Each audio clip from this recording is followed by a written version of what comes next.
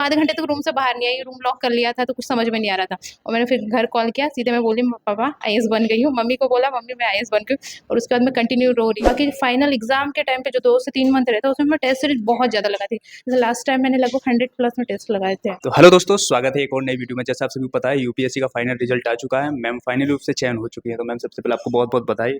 धन्यवाद। एंड थोड़ा हमें कीमती टाइम देने के लिए उसके भी आपको बहुत बहुत बधाई। धन्यवाद। तो मैम थोड़ा सा अपने बारे में बताइए, आप कहाँ से हैं, आपका एजुकेशन बैकग्राउंड क्या है? जी, मैं मध्य प्रदेश से के खरगोन डिस्ट्रिक्ट से बिलोंग करती हूँ, और मेरा एजुकेशन बैकग्राउंड मैंने बीएससी किया हुआ है, इंदौर से ही कंप्लीट ओके। किया। अभी जो रिजल्ट यूपीएससी का फाइनल रिजल्ट आया है उसमें आपकी कौन सी रैंक थी? अब मेरी रैंक ओवरऑल 257 है। 257। जी। अब फाइनल रूप से आप चयन हो चुके हैं, तो अब कैसी फीलिंग आपको हो रही है? अब कल से तो माहौल यही है कि हुआ क्या है, वो चिकोटी काटने वाला लग रहा है कि चीज़ें एक रात में कितनी बदल जाती है। तो खुशी वाला सेलिब्रेशन वाला मोड है, तो अभी चीज़ें समझ में नहीं आ रही है, बस खुशी अंदर से हो रही है। जो ओवरऑल मेरा 5 ईयर की जो जर्नी रही, क्योंकि मेरा ये 4th अटेम्प्ट था और प्रीवियस 3 अटेम्प्ट में मेरा प्रीलिम्स तक ही नहीं क्वालिफाई हो पाया था, और इस बार ओवरऑल रैंक अच्छी आई है, तो बहुत खुशी। अच्छा, आपने जैसे बताया आपका प्रीलिम्स ही नहीं निकल पाया, तो ये बहुत बड़ी बात है। फिर प्रीलिम्स निकलने के बाद फिर मेंस हुआ, फिर इंटरव्यू, फाइनल सिलेक्शन। तो क्या रीजन रहे पिछली बार का? उसके मेन रीज़न रहे कि मेरे प्रीवियस अटेम्प्ट में सीसेट का पेपर ही क्वालिफाई नहीं हो पाया था। तो फर्स्ट अटेम्प्ट में मेरा 2 क्वेश्चन की वजह से बाहर हो गई थी, सेकंड अटेम्प्ट में वापस 1 क्वेश्चन, थर्ड में 1.8 नंबर से मैं बाहर हुई थी। तो ओवरऑल एक रहा था कि मेरा सेकंड पेपर जब क्वालिफाई नहीं हो रहा, प्रीलिम्स नहीं क्वालिफाई होगा तो आपके मेंस आप अटेम्प्ट करने का मौका नहीं मिलेगा। तो आपके कहीं न कहीं वो स्ट्रेटजी नहीं बन पाती कि आप आगे कैसे करेंगे या नहीं करेंगे, क्योंकि प्रीलिम्स तो सब कुछ मैटर करता है उस टाइम पे। तो मेरे जर्नी में यही रहा कि प्रीलिम्स नहीं हो पा रहा था, नहीं स्ट्रेटजी बन पा रही थी कि मैं सही जा रही हूँ या गलत जा रही हूँ, तो डायलेमा बना हुआ था इस चीज़ को लेके। जैसे आपका रिजल्ट आया, आप फ्रेंड सर्कल में एंड जो फैमिली रिएक्शन क्या था? अब मैं तो मंदिर के सामने रिजल्ट लेके वो मोबाइल लेके बैठी थी कि भगवान जी, मैंने 3 स्टेज जो क्रॉस करना था वहाँ मैं थर्ड तक चली गई हूँ। अब नैया आप ही पार लगवाना, अब मेरे जो हाथों में था मैं कर चुकी हूँ, अब रिजल्ट फाइनल है वो आप संभाल लेना, मेरे हाथ में कुछ नहीं है। तो मैं लेके खड़ी थी, फिर रिजल्ट आया, मैंने फटाफट देखा, चेक किया, 257। स्टार्टिंग में तो मैं कंटिन्यू जोर-जोर से बस चिल्ला के रो रही थी। मैं पीजी में फ्लोर पे, फिर मैं जोर-जोर से चिल्ला रही, किसी को समझ में नहीं आ रहा या तो हुआ है, क्योंकि सबको पता था कि रिजल्ट आने वाला है, तो सबको लग रहा था या तो इसका हुआ है या नहीं हुआ, बट रो इतनी जोर से रही थी तो उनको समझ में नहीं आ रहा था। आके मेरे फ्रेंड सर्कल सब वो कर रहे हैं, समझा रहे कि मैंने कहा चुप हो जा, चुप हो जा। फिर मैं कहा यार मेरा फाइनल हो गया है 257 रैंक है, और चूँकि एक और दीदी थी उनका भी सिलेक्शन हुआ, तो मैं उन्हें आवाज़ लगा रही थी, उनका भी फाइनल सिलेक्शन हो गया। बट वो रिजल्ट देख के वो खुद सदमे में थी, तो वो कुछ ना बोले ना कुछ नहीं, तो हमें समझ में नहीं आ रहा था इनका हुआ है या नहीं हुआ है। तो वो आधे घंटे तक रूम से बाहर नहीं आई, रूम लॉक कर लिया था तो कुछ समझ में नहीं आ रहा था। और मैंने फिर घर कॉल किया, सीधे मैं बोली पापा आईएएस बन गई हूँ। मम्मी को बोला मम्मी मैं आईएएस बन गई हूँ, और उसके बाद मैं कंटिन्यू रो रही थी। फिर कुछ एक फ्रेंड का कॉल आया था, तो फिर उन लोगों को फ़ोन अटेंड किया। उसके बाद तो हम लोग हमारे जो दृष्टि का ऑफिस है वहीं चले गए थे, क्योंकि हमारा वहीं सेलिब्रेशन का मूड था और लाइब्रेरी वगैरह भी जाना था, तो हम लोग फिर वहीं चले गए थे, फिर सारी चीज़ें वहीं पर सेलिब्रेट हुई। ओके। तो फैमिली का क्या रिएक्शन था? फैमिली जैसे आपने बोला कि आईएएस बन गई हो, फिर मम्मी पापा क्या बोले? उनका तो एक चरम स्तर पे चल रहा है फिलहाल। वो अभी उनके पास भी इतने कॉल मैसेजेस आ रहे हैं, और लोग घर पे मिलने वगैरह के लिए काफ़ी लोग आ रहे हैं, तो वो भी कुछ हैंडल नहीं कर पा रहे। पहली बार ये चीज़ें सब हुई है, तो और चूँकि मेरी डिस्ट्रिक्ट की मैं पहली ट्राइबल आईएएस ऑफिसर हूँ, तो एक वो पूरे डिस्ट्रिक्ट में माहौल बहुत भयंकर वाला बना हुआ है। तो मुझे अभी पता चल रहा है कि सारे सोशल मीडिया पे चीज़ें चल रही, मैं चूँकि सोशल मीडिया से जुड़ी हुई नहीं हूँ, तो अभी पता नहीं चल रही, बट मुझे कॉल वगैरह आ रही कि यहाँ पे फ़ोटोज़ वगैरह काफ़ी वायरल हो रही है। मैं अभी आऊँगी तब मैं देखूँगी। तो वैसा माहौल चल रहा है। तो अब कब जाने का प्लान है? अभी मैं 1-2 दिन में फ्लाइट लेके मैं सोच रही हूँ कि अब निकल जाऊँगी। क्योंकि काफ़ी टाइम भी हो गया, मैं इस लगभग 6 मंथ से घर भी नहीं गई हुई हूँ, तो काफ़ी वो बेसब्री से इंतज़ार चल रहा है।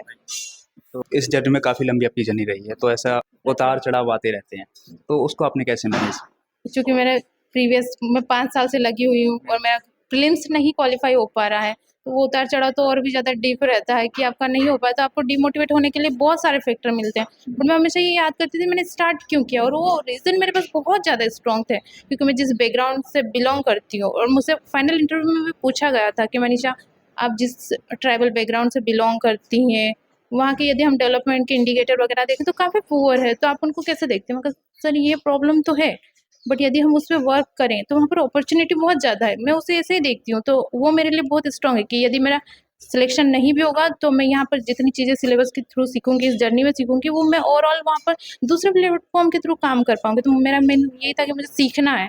तो वो जो डीप पॉइंट आता था तो मैं खुद को ऐसे ही मोटिवेट करती हूँ कि यहाँ से जो चीज़ें सीख जाऊंगी तो मैं ग्राउंड लेवल पे वर्क कर पाऊंगी, चाहे यूपीएससी के थ्रू या फिर उसके बिना भी शायद। तो सीखने पे ज़्यादा फोकस था, तो इसका मुझे परिणाम लग रहा है।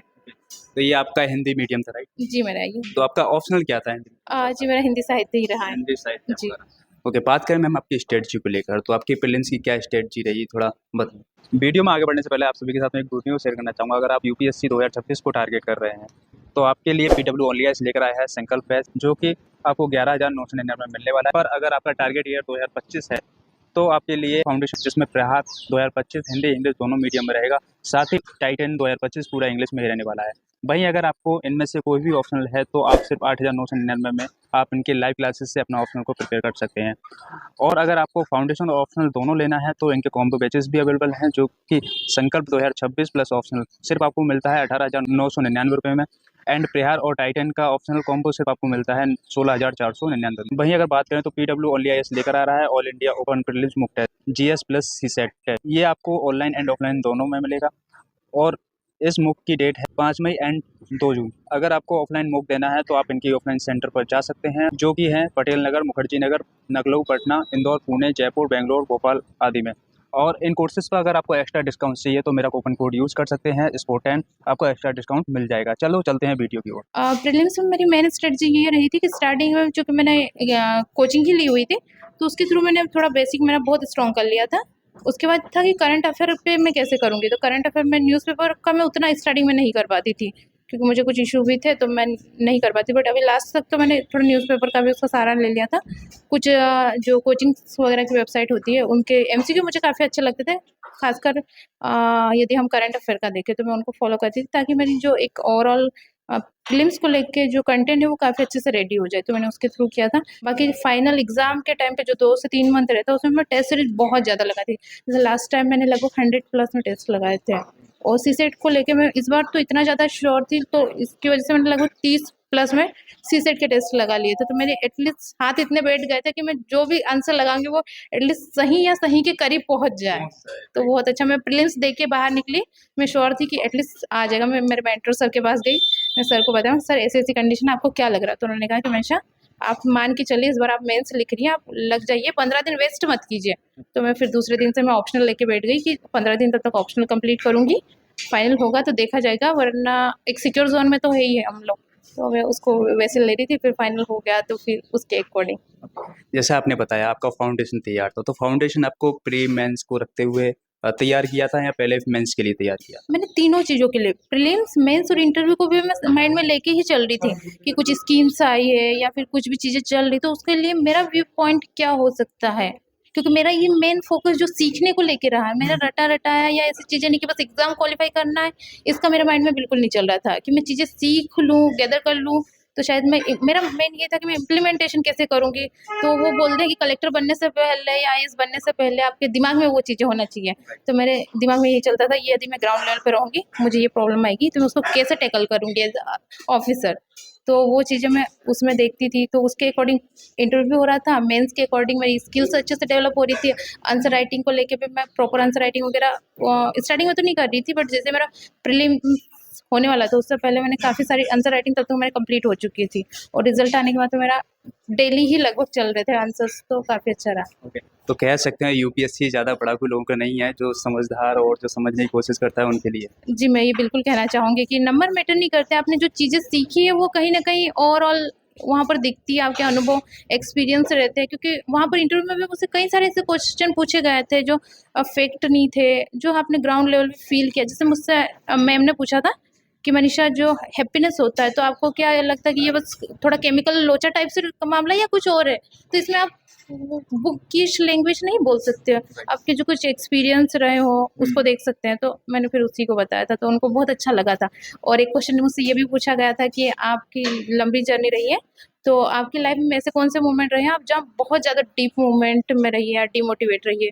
तब भी मैंने यही कहा था कि सर, चूँकि मेरी 5 साल की जर्नी हो गई है और उसमें कई सारे डिमोटिवेट करने के फैक्टर रहे थे, बट मैंने खुद को, मेरा जो डेडिकेशन रहा है, हार्ड वर्क रहा है, उसके थ्रू मैं खुद को कंसिस्टेंट कर पाई। तो सर ये रहा कि मैं प्रॉब्लम थी बट मैंने उसको सस्टेन किया और उसको अच्छे से टैकल करते हुए आज मैं यहाँ तक इंटरव्यू तक पहुँचने के सपने देख रही थी। इवन मेरा प्रीलिम्स क्वालीफाई नहीं हो रहा था और उसके बाद भी मैं आज आपके सामने हूँ।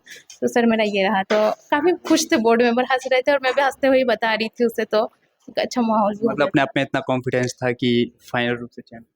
कॉन्फिडेंस नहीं था बट मेरा ये था कि मैं चीज़ें सीख जाऊँगी तो नहीं भी होगा तो मैं जाके दूसरी प्लेटफ़ॉर्म के थ्रू वो वर्क कर पाऊँगी। तो मेरा वही था कि मुझे जाके ग्राउंड लेवल पे काम करना है। भले मुझे मिले या ना मिले, मुझे 3 स्टेज एक वहाँ तक जाने का मौका मिल गया तो मैं सैटिस्फाई थी। मैं इंटरव्यू दे के आई, मेरे मेंटर सर वगैरह को मैंने कॉल किया, मैं कहा सर ऐसी-ऐसी कंडीशन है, फाइनली मैं खुश हूँ कि मेरे जो पर्सनैलिटी के जितने ट्रेट्स हो सकते थे फाइनल इंटरव्यू में उन्होंने पूछे, मैंने अच्छे से जवाब दिए।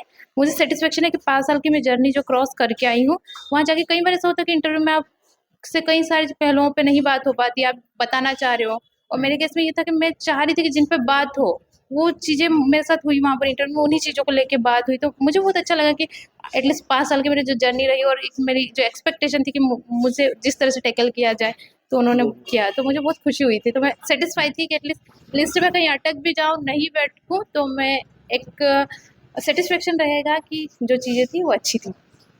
तो मैम अब बात करें थोड़ा आपके मेंस की स्ट्रेटजी को आते हैं तो ये एक फाउंडेशन आपने तैयार किया, तो फाउंडेशन कैसे तैयार किया एनसीईआरटी प्लस एडवांस को, क्या आपने बोला? चूँकि मैंने कोचिंग की ले ली थी, तो कोचिंग में आपको जो था वो एनसीईआरटी के चीज़ें काफ़ी सारी कवर कर देते वो लोग, क्योंकि आपकी जो नोट्स प्रोवाइड करवाते हैं, फिर आपको जो फैकल्टी पढ़ाती है, तो मेरा वो था कि उनके थ्रू मेरी चीज़ें काफ़ी कंटेंट तैयार हो गया था। उसके बाद मैंने खुद से बहुत सारी उसमें मेहनत की, मुझे लगा कि यहाँ पर रिच कंटेंट नहीं है, तो अदर चीज़ों दूसरी को वेबसाइट या मार्केट की जो चीज़ें थी उसमें ऐड ऑन करना, तो वो अलग-अलग सोर्स का यूज़ करते हुए जहाँ-जहाँ लगा रिक्वायर रहता है, आपको समझ में आ जाता है कि यहाँ पर आपका कंटेंट उतना रिच नहीं है, क्वालिटी के साथ आप कहीं न कहीं कॉम्प्रोमाइज़ कर रहे हो। तो मैंने कोशिश की कि उनको मैं फुलफ़िल करने की कोशिश करूँ। तो उसके अकॉर्डिंग फिर आपकी जो फ्रेमिंग होनी चाहिए, एक आंसर को क्वेश्चन को लेके, अब उस क्वेश्चन को कैसे देखते हो, उसके अलग अप्रोच क्या, हर क्वेश्चन की पर्टिकुलर डिमांड होती है, तो आप उसको कैसे प्रेज़ेंट करते हो, तो ये कई सारी स्किल्स रहती है, तो मैंने उन पे वर्क किया था, तो ओवरऑल उसका रिज़ल्ट तो दिखा। थोड़ा बताएँगे कि एक अच्छा आंसर लिखने के लिए क्या-क्या होना चाहिए? मुझे लगता है एक अच्छा आंसर जो क्वेश्चन की डिमांड है, हुँ। पहले आप उसको समझो। यदि आपने उसको क्वेश्चन की डिमांड को वो अपने सही कंटेंट के साथ रिप्रेजेंट कर दिया और आपके पास यदि प्रेजेंटेशन स्किल भी अच्छी है, आपने उसको प्रॉपर फ्लो चार्ट या फिर डायग्राम या फिर अदर चीज़ों के थ्रू आपने उसको बढ़िया से पॉइंट वाइज या फिर आपकी जो क्वेश्चन की डिमांड है उसके अकॉर्डिंग आपने उसको प्रेजेंट कर दिया, तो वो बेस्ट आंसर होता है। कई बार हमारे पास ऐसा होता है कि क्वेश्चन मिल गया बट हमारे पास कंटेंट नहीं है, फिर हम वो लफाजी कर रहे हैं। यदि कंटेंट नहीं होगा हम क्या करेंगे? और एग्जामिनर को, सामने वाले को समझ में आ रहा है, आप उसको कहीं ना कहीं वो करने की कोशिश कर रहे हो, भटकाने की कोशिश कर रहे हो कि बस वो नंबर, बट नहीं हो पाता ना। सामने वाले को भी समझ में आ रहा है कि आपने चीज़ें बस ऐसे ही लिखी हुई है, आपके पास कंटेंट नहीं है, तो नहीं हो पाता। यदि एक्चुअल में आपका कंटेंट रिच है तो आप उसको प्रेजेंट बिल्कुल उसी मैनर में कर पाते हो। मैम तो आप थोड़ा सब्जेक्टिव वाइज़ बताना चाहें क्या-क्या और रिसोर्स आपने रहे और कहाँ से आपने वैल्यू एडिशन की अगर थोड़ा? वैल्यू एडिशन का मैंने अलग-अलग कोचिंग का जो मुझे लगा कि एक तो मैं ये देखती थी उसको जो मार्केट में मटेरियल अवेलेबल है उसमें क्वालिटी कैसी है। दूसरा उस क्वालिटी को मैं कितना समझ पा रही हूँ, क्योंकि एक जो मेरी पढ़ने की रिदम है या स्किल्स है, मैं उसको कितना गैदर कर पा रही हूँ। मैं क्या उस चीज़ को, भले कंटेंट रिच हो बट क्या मैं उसको समझ पा रही हूँ, और समझ पा रही हूँ तो क्या मैं उसको रिप्रेज़ेंट कर पा रही हूँ? क्योंकि ओवरऑल गेम जो है वो रिप्रेज़ेंट करने का। आपने जो रिप्रेज़ेंट किया है वो आपकी कॉपी एग्ज़ामिनर के पास जा रही है। वो आपकी शक्ल देख के नहीं दे रहा, वो आपकी कॉपी देख के दे रहा है। राइट। तो मैंने सीख तो लिया बट मैं क्या वाक़ई में उसको प्रेज़ेंट कर पा रही हूँ? तो मैंने अलग-अलग चीज़ों को, टॉपर्स की कॉपियाँ देखती थी कि उन्होंने कैसे प्रेज़ेंट किया, फिर और भी मार्केट की चीज़ें अलग-अलग सोर्स यूज़ करना, वो भी हम समझ में आ जाता है कि हमारा कंटेंट इतना रेडी हो गया। तो उसके बाद हमें, चूँकि मार्केट में ये बातें तो फैली है कि किसका कंटेंट कितना रिच रहता है, तो उसके अकॉर्डिंग मैंने चीज़ें सीनियर से कुछ गाइडेंस लिया, तो उनकी चीज़ों को मैंने फिर थोड़ा कंपाइल करने की कोशिश की, तो मेरा कंटेंट काफ़ी रिच हो गया था। तो फिर मैंने उसी को ओके। ऑप्शनल को लेकर क्या आपकी क्या अप्रोच थी? क्या रिसोर्सेज़ आपने फ़ॉलो किए? रिसोर्स के तौर पे चूँकि मेरा हिंदी साहित्य था और मेरा ग्रेजुएशन में भी एक सब्जेक्ट हिंदी ही था और मेरा मीडियम भी हिंदी ही था। तो एक हिंदी को लेके मेरा कहीं न कहीं वो था कि चीज़ें समझ में आती है। बट मैं जैसे दिल्ली आई तो मुझे सर के बारे में बहुत पता चला था। मैं चूँकि विकास सर की क्लासेस वगैरह यूट्यूब पे भी देख रही थी, थोड़ा बहुत पता चला था। तो मेरा तो फिक्स था कि जाके चूँकि मुझे सीखना अच्छा लगता है और उनकी जो स्किल है सिखाने की, वो मुझे काफ़ी अट्रैक्ट करती थी। तो मेरा ये था कि सिलेक्शन हो अपनी जगह है, मुझे सीखना। और उस टाइम में ये 2019 की बात है, तो मुझे सीखने का तो शुरू से ही रहा कि मुझे चीज़ें सीखना है, भले सिलेक्शन नहीं हो अपनी जगह है। तो मैंने कहा मैं तो सर से क्लास ले रही हूँ, देखा जाए कि उस टाइम उतना आइडिया भी नहीं था, तो मैंने सर की क्लास ज्वाइन कर ली थी, तो मेरा कंटेंट उसी के थ्रू, मैंने उसके सिवा एक्स्ट्रा कुछ नहीं एफर्ट लगाया। मतलब वो डायलॉग आपको याद आ गया था कि एक बार लाइफ में यूपीएससी की तैयारी तो ज़रूर करनी चाहिए, कुछ ना हुआ तो एक अच्छा इंसान तो बनेगा। ये डायलॉग उस टाइम पे उतना फेमस नहीं हुआ था, ये डायलॉग मैंने नहीं देखा था, बट सर की कई सारी चीज़ें, चूँकि मैं इंदौर में भी रहती थी, तो वहाँ पे सर के बारे में कई सारे टीचर्स जो उनसे पढ़े हुए थे, वो बताते थे कि सर बहुत अच्छा पढ़ाते हैं, हिंदी लिटरेचर काफ़ी सुनने में आया था, तो मैं कहा मुझे भी सर से सीखना है, तो वो एक सीखने का मेरा रहा था, तो मुझे काफ़ी अट्रैक्ट करता था। तो ये यूपीएससी का जुनून कैसे आया और कब आया? चूँकि मेरे पेरेंट्स टीचर ही हैं, गवर्नमेंट टीचर, मम्मी-पापा दोनों। तो एक उनका था कि मेरे पापा वैसे प्रोफ़ेशनल उनका इंजीनियरिंग बैकग्राउंड रहा है। उन्होंने इंदौर से किया था। तो उनके जो ब्रदर वग़ैरह थे, उनका ये कहना था कि आप बढ़िया से शहर में जॉब कीजिए, थोड़े बहुत पैसे आते रहे, तो आप भेजते रहेंगे, तो थोड़ा घर पे जो फाइनेंशियल कंडीशन वीक है, तो थोड़ी वो सस्टेन करेंगी। तो फिर उन पापा का ये था कि हमारी प्रॉब्लम जो मेन है, वो पैसों से शायद ठीक नहीं हो पाएगी, जो यहाँ की ग्राउंड रियलिटी है। क्योंकि मेरे जो फादर है, वो उनके गाँव के पहले लड़के हैं जो पढ़े लिखे हैं, और मेरी जो मदर है, वो भी पहली लड़की है जो पढ़ी लिखी थी। अब पहली आईएएस वही हाँ, वो एक पहला-पहला चल रहा है। तो उनका ये था कि हमें जो यहाँ की ग्राउंड लेवल की प्रॉब्लम्स है, उन पे वर्क करना है, और वो फाइनेंशियल चीज़ों से नहीं ठीक हो पाएँगी उतनी। तो उनका था कि यदि हम एजुकेशन के सेक्टर में काम करते, तो वो चीज़ें बेटर हो जाएँगी। तो पापा ने इंदौर छोड़ा, फिर हम लोग गाँव में, हम लोग तो तब हुए नहीं थे, तो गाँव में शिफ्ट हुए। फिर गाँव में पापा मम्मी मेरे गाँव में ही टीचर है, पापा साइड वाले गाँव में प्राइमरी स्कूल में ही दोनों टीचर हैं। तो फिर उन्होंने धीरे-धीरे, वो 25 साल पहले की बात है, तो तब से उन्होंने एजुकेशन सेक्टर में ही काम किया, तो अब मेरा गाँव पूरा मतलब एजुकेशन में बहुत अव्वल नंबर पे चल रहा है पूरी तहसील में। एजुकेशन को लेके यदि नाम आता है, तो मेरे गाँव का ही आता है। तो एजुकेशन के सेक्टर में उनका जो वर्क रहा, तो उन्होंने मुझे स्टार्टिंग से ये सिखाया था कि सोशल सर्विस, या फिर ये जो, तो सुनने में आया था कि पापा के थ्रू ही पता चला था कलेक्टर डिस्ट्रिक्ट में कोई रहता है। तो फिर बाद में मेरे दिमाग में ये था कलेक्टर बनना है। तब फिर पता चला एमपीपीएससी होती है, उसमें डिप्टी कलेक्टर बनते हैं। फिर पता चला उससे प्रमोशन होके कलेक्टर तो बन ही जाते हैं। और फिक्स हो गया कि हाँ, तो मुझे ये लगा कि कलेक्टर ही बनना है, अपने को तो कुछ करना ही नहीं है। तो फिर एमपीपीएससी की जर्नी स्टार्ट की, फिर तैयारी करी थी। फिर उसी टाइम एक दोस्त है, उन्होंने मुझे बताया कि आपका जो पोटेंशियल है, उसके अकॉर्डिंग आपको यूपीएससी में जाना चाहिए, दिल्ली निकल लो और फिर बढ़िया से तैयारी करना, शायद हो पाए। तो मैं फिर घर पे बात की, क्योंकि मैं पहली लड़की थी आने वाली, तो एक डायलेमा बना हुआ था कि सेफ होगा नहीं होगा। तो 1 साल उनको कन्विंस करने में लगे, मेरे घर वालों को, कि मैं जा रही हूँ। फाइनली मैं दिल्ली आई और जर्नी स्टार्ट हुई। ओके, जैसे आपने बताया कि अभी कन्विंस करने के लिए 1 साल लग गया। अब और भी गर्ल्स हैं जो कि गाँव के दूर-दराज से बैठी हैं, वो भी इस फील्ड में आना चाहती हैं, यूपीएससी प्रिपरेशन करना चाहती हैं, लेकिन कहीं न कहीं उनको पेरेंट्स रोक देते हैं। तो उन पेरेंट्स के लिए आपका क्या मैसेज रहने वाला है? पेरेंट्स को यही मैं मैसेज देना चाहूँगी कि अपने बच्चों पे ट्रस्ट रखिए। आपने जो उनको संस्कार दिए हैं, जो उनको शिक्षा दी है, वो उसको कभी गलत साबित नहीं करेंगे। कई बार हमें लगता है कि शायद ये उस हमारी उम्मीदों पे खरा ना उतर पाए, तो उनके ऊपर अपनी उम्मीदें थोपे मत। मेरे यहाँ था कि मुझे हमेशा मेरे घर वाले डिसीज़न लेना सिखाते थे कि आपने कोई डिसीज़न लिया, तो किन-किन बेस पे आप लेते हो। आपके पास वो यदि प्रॉपर रीज़न है, स्ट्रॉन्ग है, तो आप उस पे, आप कई बार आपके घर वालों से थोड़ा-सा डिफ़र कर सकते हो, बट यदि वो स्ट्रॉन्ग है, तो वो घर वाले भी आपका साथ देंगे। जैसे मेरे केस में था कि मेरे घर वाले थोड़ा डिफ़र कर जाते थे कभी-कभी, कि डिसीज़न चूँकि मेरे थोड़े ज़्यादा स्ट्रॉन्ग रहते थे, थोड़े बोल्ड वाले रहते थे, तो वो उनको फ़ियर लगा रहता था कि पता नहीं ये कर पाए या नहीं कर पाए। जैसे दिल्ली आने का भी था, तो काफ़ी डायलेमा 1 साल इसी में लगा कि नहीं कर पाएगी, बट फिर ओवरऑल चीज़ें, उनको ट्रस्ट काफ़ी ज़्यादा था कि मैं शायद कर लूँ। तो वो 5 साल में क सिलेक्शन ना होने के बाद भी वो भरोसा था, तो आप भी अपने बच्चों पे भरोसा रखिए। और लड़कियों को तो खासकर प्रमोट करिए, क्योंकि चूँकि बोला ही जाता है यदि एक लड़की पढ़ती है, तो वैसे ही पूरा गाँव पढ़ ही जाता है। तो वैसा ही माहौल होता है। हम लास्ट में बात करते हैं जो यूपीएससी का 2024 का प्रीलिम्स आ रहा है। अब वो बहुत सा कम टाइम बचा है, उन एस्पिरेंट के लिए क्या कहना चाहिए? किन पॉइंटों को ज़्यादा ध्यान रखें और क्या करना चाहिए इस टाइम? क्योंकि अभी तो 2-3 दिन तक पहले तक तो मैं खुद भी प्रीलिम्स की तैयारी कर रही थी। तो मेरा था कि मैंने अभी तक करंट अफ़ेयर का प्रिपेयर कर लिया था कि करंट अफ़ेयर की चीज़ें मैं कर लूँगी, एमसीक्यू वगैरह मेरे सारे रेडी हो गए थे। बस मैंने अभी टेस्ट का भी पेंडिंग में रखा था कि अभी 2 मंथ रहेंगे, लिस्ट आएगी, नहीं होगा तो 2 मंथ में वो टेस्ट सारे निपटा लूँगी मैं। तो अभी यदि मेरे पास अभी 2 मंथ का टाइम रहता, तो मैं यही करती, मेरे पास लगभग 60-70 टेस्ट सीरीज़ रहती। मैं उसको डेली 2-2 3-3 टेस्ट सीरीज़ निपटाती, फटाफट चीज़ें करना है। तो उसमें मैं जीएस और सीसेट को इक्वल वेटेज देती। क्योंकि जो अभी सीसेट का जितना अभी लास्ट टाइम का जैसा पेपर आया था, उसको देखते हुए हमें सीसेट को इक्वल वेटेज देना ही होगा, वरना फिर प्रीलिम्स नहीं होगा, तो फिर वापस 1 साल की हम जर्नी मानते हैं, बट वो ओवरऑल 2 साल की हो जाती है। तो इसे भी देखना पड़ता है फिर। ओके। तो जो एस्पिरेंट न्यू एस्पिरेंट इस फील्ड में आ रहे हैं, चाहे वो कोई भी हो, तो उनके लिए क्या मैसेज रहने वाला है? किन-किन पॉइंटों को ज़्यादा देखें और फिर इस फील्ड में आएँ? यदि आप बेसिक स्टार्टिंग से प्रिपेयर कर रहे हो तो आपको पहले बात तो जो हम क्या, क्यों, कब, कैसे, इन फैक्टर पे जो हम देते हैं कि चीज़ें आपके पास आस-पास चल रही है, आप उनको हर चीज़ को क्वेश्चन करिए कि ये चीज़ें क्यों हो रही है और यदि हो रही है तो इसका क्या समाधान हो सकता है, अब उसको कैसे टैकल करेंगे। एक जो हम बोलते हैं अधिकारी की तरह सोचना, उसके समाधान निकालना।